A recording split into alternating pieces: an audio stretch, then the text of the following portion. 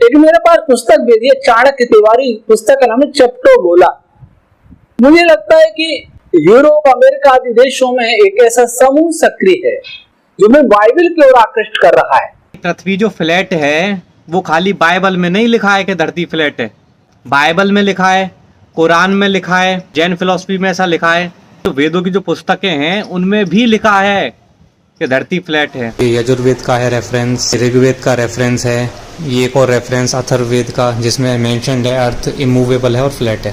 भारत के लोगों ने इतना दुर्भाग्य समझ रखा है कि वो कहेंगे तो ही हम कुछ कर पाएंगे, उनके बिना हम चल भी नहीं सकते, उनके बिना हम बोल नहीं सकते, उनकी आंखों के बिना हम देख नहीं सकते।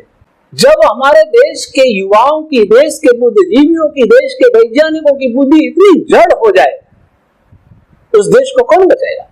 और ये कह रहे हैं कि भाई ये उन्होंने वहां पे सिस्टम चालू करा था चपटी पृथ्वी का, इसलिए मैं भी पिछलग्गू बन के लग गया उनके। हैं मैंने तो अपने यहाँ का भी बताया सिस्टम।